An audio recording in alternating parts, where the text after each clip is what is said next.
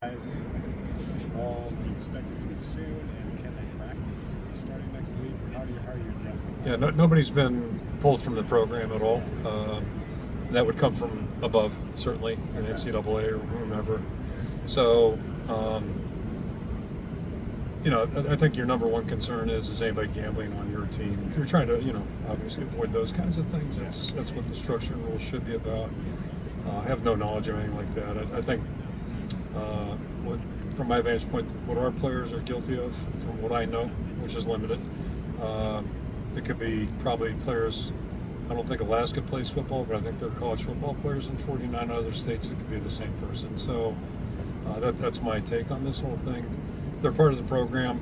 I mean, Noah Shannon's one of our top guys. He's just a tremendous young man, tremendous person. He may or may not have violated NCAA rule. Time will tell. He's not broken any laws or rules, so he's first class. I think that's one of the.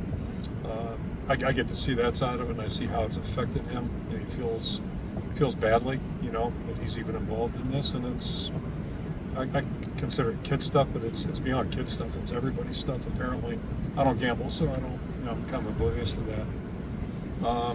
But yeah, I mean, those guys are part of the team. They're going to practice. Hopefully, we'll know sooner than later what the consequences, if any, are. Again, my encouragement, I think we should ramp up our educational efforts, me personally, nationally. At least I assume nationally. I know in our environment that's probably a good thing. And reconsider the parameters, just like they've done with drug testing and things like that. I think it's very, very common. They're similar. A lot of parallels between them. So all that being said, we'll deal with whatever the results are. I'd like to know sooner than later. I have no control over that. And, if a player hurts their ankle, they're not going to play. That happens, and we'll deal with it that way. Kirk, my apologies if you were asked this earlier, Yep. but you've coached in Penn State's famous whiteout game Yep. this year. Just wondering, I guess. I kind of like talking about it. I've answered it 4 times. Not in this group, but no. Just that's my comment. I feel like college football. It's a great environment, and that's one of the cool things about our conference. We get to play in so many unique environments, and I think that our conference has a lot of character that way. So it's one more interesting place, and it's never easy to go there anyway. So you got a locker room over here. You got to walk through the crowd. It's like going to be slaughtered and all that stuff. The Lions, face the Lions. I guess they are the Lions, but so it just adds to the degree of difficulty. But they got a great program, always have. It'd be a big challenge. What do you remember about that 2009 game? That's easy. I mean, I was going to say one thing, but 2 things. I remember the play action pass, 80-yard touchdown. I think it was 80 yards, 70. Could have been 180. It was a touchdown, and the crowd went crazy, and I'm like, oh boy, this is not a good start.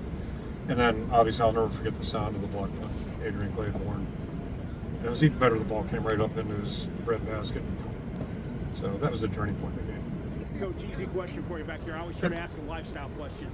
The Children's Hospital there at Iowa, how special is that for your team and for all of Iowa to have that so close and be there for those kids? Yeah, it's absolutely awesome. I think, to me, the best part of the story, there are a lot of good parts about it, but the origin of it, I'm not a big social media fan and whatever, but as I understand it, a woman named Krista Young, single mom of 3, went on social media in May and said, wouldn't it be great if? And that's how it all got started. She's from a little town, southwest Iowa. And what it's morphed into, I love that part of it. I love the fact that it's not commercialized. It's one of the few things in life not commercialized. And then the third part is, it's not only a salute to those kids and those families, those doctors, the nurses, the therapists in that hospital, but it's hospitals everywhere that are taking care of kids. And, we all could learn as adults from those kids that are sick. The courage that they show, it's unreal. So it's really something special. We're thrilled. I think we're all thrilled to host it in our stadium. But it's a cool thing to recognize special people. Thanks, Coach. Thank you. Northwestern's external investigation of the hazing going on, you guys went through your own external investigation a few years ago. Yep. You made a ton of changes to the Iowa program and how things are organized to help players report more and just to help that information get out sooner. Can you walk me through some of the changes that you made as a result of that investigation? I mean, it's all a matter of record. We're pretty public about some of the things that we did. I don't know how parallel they are. I'll just start by saying that. Secondly, I'll just want to emphasize one thing. I've got great respect for the Northwestern program. Whether it was when Randy Walker was there, when I got here, we were both new to the league in '99. Certainly when Pat took over in very difficult circumstances, very challenging circumstances, but he did a remarkable job. Here, you take it, one of those in a really tough circumstance, tragic actually. And competing against him for however many years that is, 17, 16 years, nothing but respect for Pat, for the program. The other thing I would just share with you, I think it's important right now that people let things play out. I'll give you my personal commentary. There's a big difference between allegations sometimes and facts. And I doubt anybody knows all the facts right now. And I think that's what those preliminary investigations are for. I assume they'll go deeper.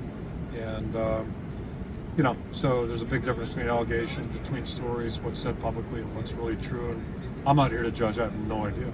Like we all got our hands full on our own campuses, but anything that's tough and causes discomfort like that, I think you try to examine, you try to listen, you try to learn, and then improve in whatever way is suitable from what you learn. And that's what we tried to do. It's pretty simple, and you're never out of the woods, you're never done, but I think we have a healthy program, and all that being said, there's always challenges in front. Kirk, what have your conversations been like with Brian regarding that kind of points per game threshold this season? The what? I'm sorry. Regarding that points per game threshold. Yeah, I mean it is what it is. It's on record, and it's really nothing to worry about. We're focused will stay where it's been. It's our focus is going to be on winning games and playing the best we can. None of us are running from last year. We were not good offensively. You don't have to be a rocket scientist to figure it out if you just look at numbers. But believe it or not, if you go back post 21, go back to 20 on, we've had some pretty good offensive football teams. The way we're built, we do believe in defense at our place. We believe in special teams, and all three components really work well. But if we're playing the way we need to play, it's not going to be an issue. So that's really where our focus is, our performance, what we can do to move forward. And I'll give you a quick trivia since you want to go down that road, or you're either going down that road. In 21, our numbers were almost identical to 09, going back to the punt block. 09, we won the Orange Bowl. And there weren't a lot of complaints after that season. We were all feeling pretty good. I think our fan base is pretty happy, and the numbers were almost identical. So it's all perspective and how you look at things. And part of my job is to look at that things and be knowledgeable of it, whether it's my time here, last 24 years, or even my time in '89. We were 5-6. We were in the Rose Bowl the next year. So it's about what you're doing. It's about looking forward and trying to improve and build. And that's the one thing we've tried to do. On any staff I've been on, that's just how we've operated with Coach Fry, Coach Belichick, Coach Marchibroda. Kirk, in your